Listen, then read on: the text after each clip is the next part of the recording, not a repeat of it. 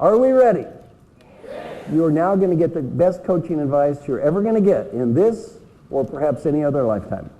Where is this advice going to come from inside you? The best advice will never come from somebody else. The best advice will come from inside you. I want everybody to look up here, take a deep breath.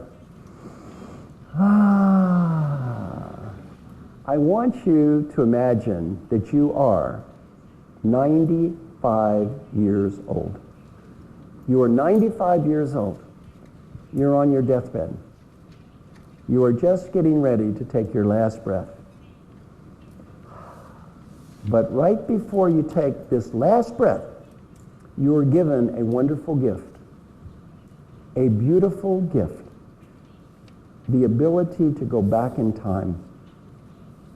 The ability to go back in time and talk to the person in this room. The ability to help this person be a better leader. Much, much more important, the ability to help this person have a better life. What advice would the wise 95-year-old you, who knows what really mattered in life and what did not matter, what was important and what was not important, what advice would this wise old person have for the you that is sitting in this room? I don't want you to say anything. Just answer two questions in your mind. Question one, professional advice. That person wants you to be a great leader, a great professional. What professional advice would that old person have for you? Number two, personal advice. This old person wants you to have a great life. What personal advice would that old person have for you? Whatever you are thinking now, do that. In terms of a performance appraisal, that is the only one that will matter. If that old person says you did the right thing, you did the right thing. If that old person says you made a mistake, you made a mistake. You do not have to impress anyone else. Some friends of mine interviewed old people who were dying. They got to ask them this question: what advice would you have?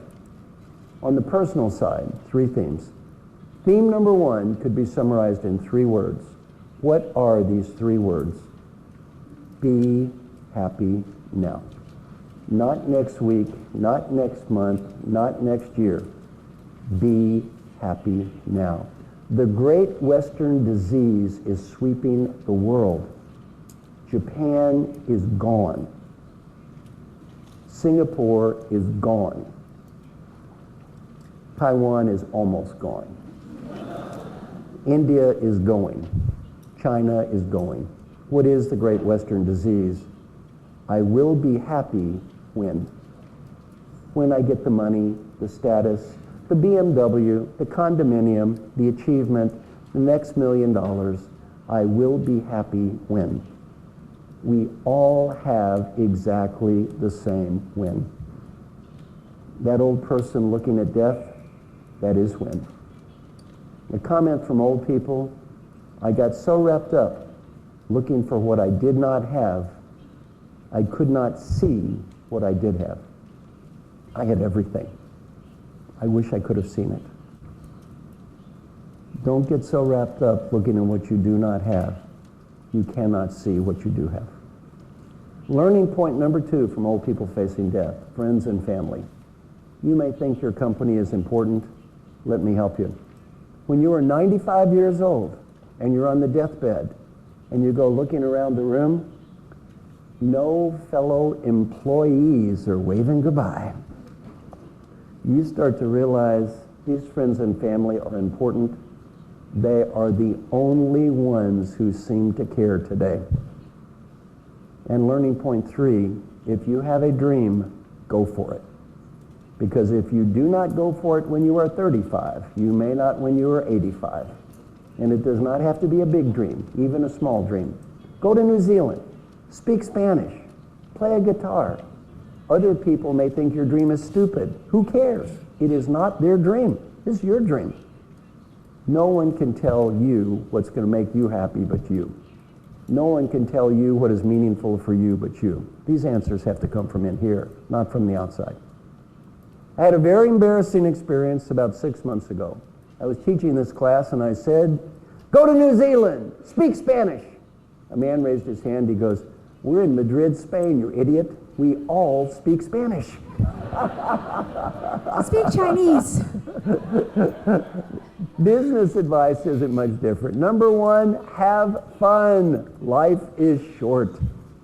Have fun. Life is short. Two, do whatever you can to help people.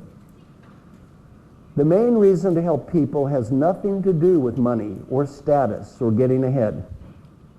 The main reason to help people is much deeper. The 95-year-old you will be proud of you because you did. And the 95-year-old you will be disappointed if you do not. And if you do not believe this is true, interview any CEO who has retired. I've interviewed very many. Ask them one question. Please tell me, what are you proud of? So far, none have told me how big their office was. All they've ever talked about is the people that they've helped. And the final advice is also the same. Go for it. Your world is changing. Do what you think is right. You may not win. At least you tried. Old people almost never regret the risks they took and failed. They always regret the risk that they failed to take.